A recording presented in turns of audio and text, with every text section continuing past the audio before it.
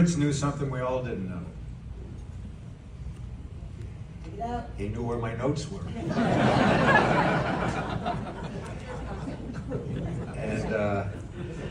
And it's things like that here we go. It's an honor to be here. I spent a lot of time on the phone with this guy that I never met before until we got here. And you know, there's a lot of skeptics around the country and this, that, and the other, and the Hall of Fame is just not getting the recognition it deserves. And that's because they got no money, honey. You got it? They're a nonprofit. This guy here knows how to put $10 bills together, and he knows how to hustle them around and make things happen, and him and Andy, and that's why we're all sitting here tonight, okay?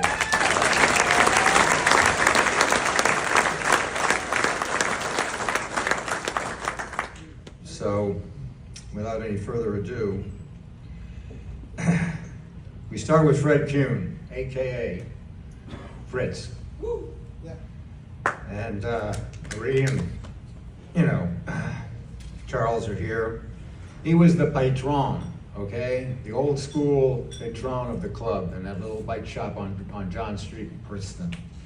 He recruited the talent. He found half of these guys and just got them together. He ruled with an iron hand, and yet he was a father figure to all of us. And he's influenced our lives to the point where we're here tonight. Yes. I'm going to start with some of the guys that can't be here, and that's Fred, and then I'll go with Swain. Stan was with us in Ireland, and he was 38 years old then. He got taken down by a dog and had stitches in his knee before the start of the race. Not that he was a hard man at all, right? We called him Tree Trunks, the original hard man, the New Englander, the craggy old New Englander. He rode the Tour of Ireland with us, and then he went on to coach the junior national team. He was the main coach behind the first private training camp in the United States called the Dorset Training Group in Dorset, Vermont. And then we have Dave Boll, gone way too soon. Quiet, unassuming, off the bike. But a 76 Olympian, in 1976 he won the Tour of Somerville, and he left us too soon. And those who can't be here tonight, we start with John Allis, and without a doubt, one of the best road riders this country has ever produced. He was winning races in France in the mid-60s, riding for the ACBB team, and he started that tunnel of people that would go through that club system in France.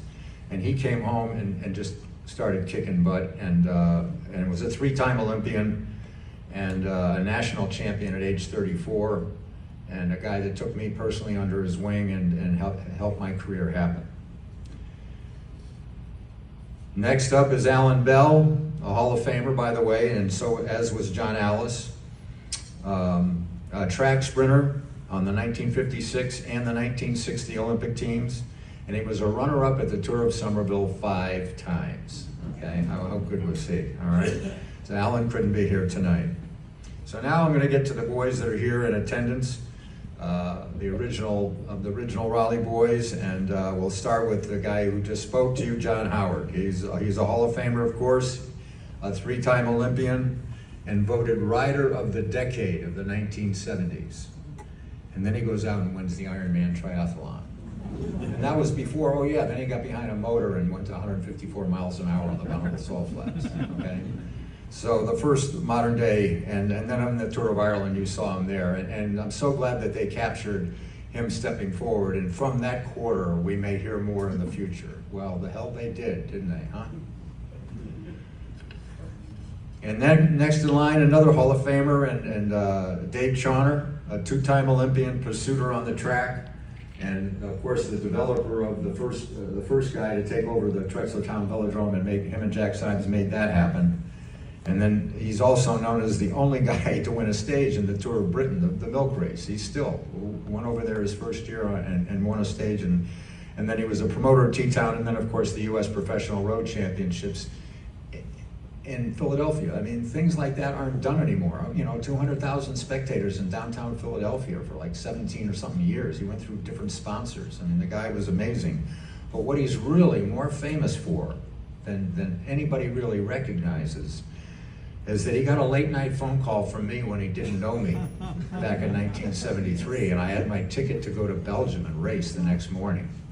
And I got my club membership in the mail, and it says Dave Joyner, president. And I said, that guy, I read in a magazine, that guy raced in Holland. I better call him up. Maybe he knows somebody that can help me when I get there, because I had not a clue. I was getting to get off the plane with the wrong size bike, one set of wheels. And Dave talked to me very patiently on the phone that night, and even though he didn't know me. And he talked me out of it.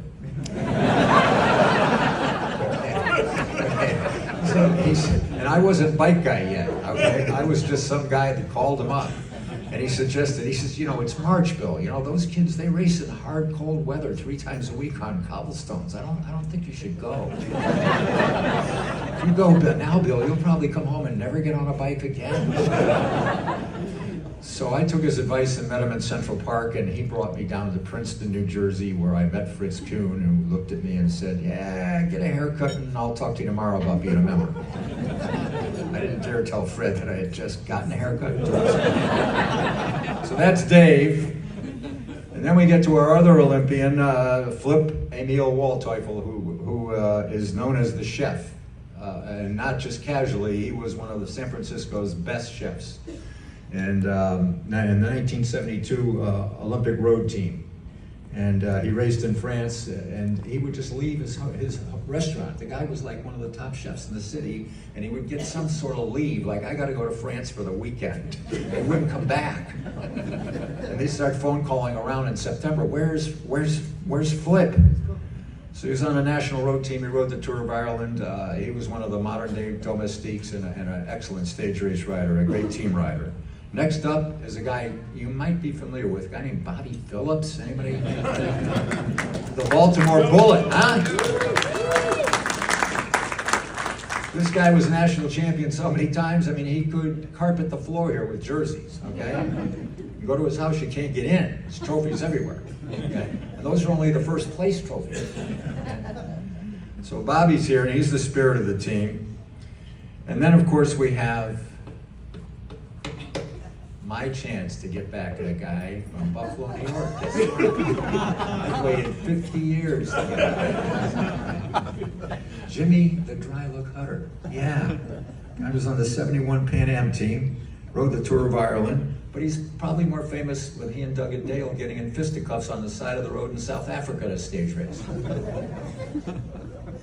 Jimmy was the guy that I rode up to in 1973 while he was getting ready to start the longest one-day race in North America, the Quebec-Montreal.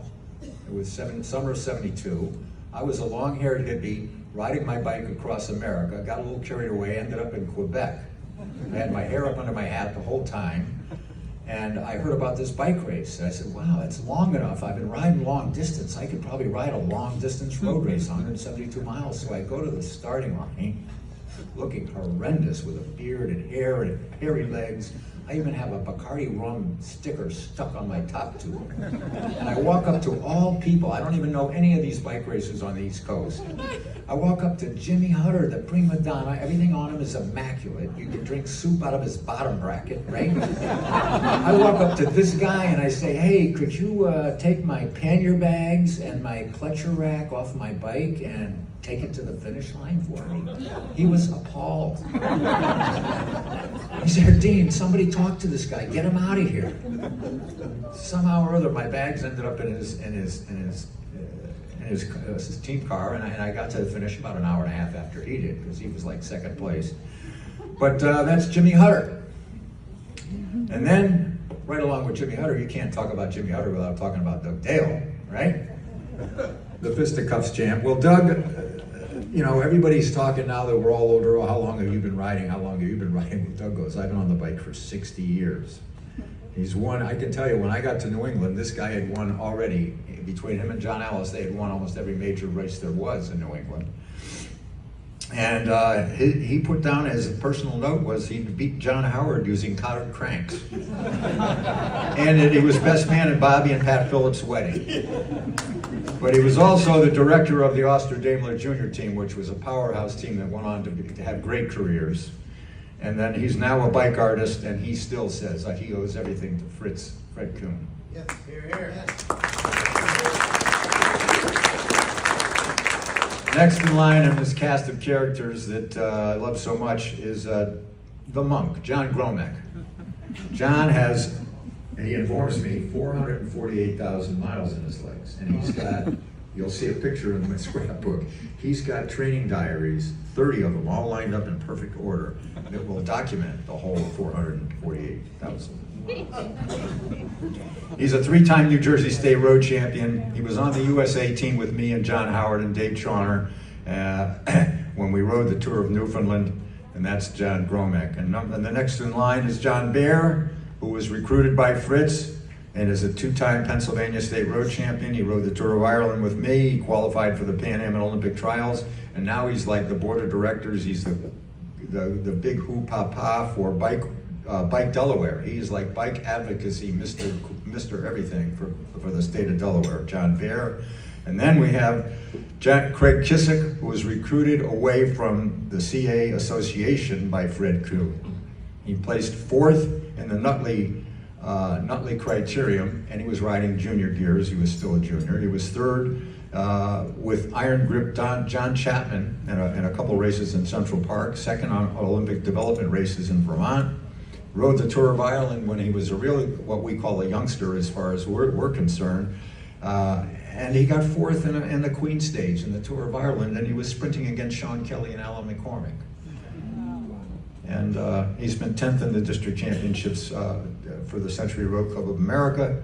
And then we have Richard Dickey Dunn, my co-partner in crime, first Southern rider that got recruited. He's from North Carolina, and he raced internationally for many years, a phenomenal time trialer, Tour of Ireland 74 and 75, Quebec, Montreal, Tour of Chile, Tour of the Baja, Red Zinger Classic, and he was invited to South Africa. And that is our boys. Could you all stand up real quickly?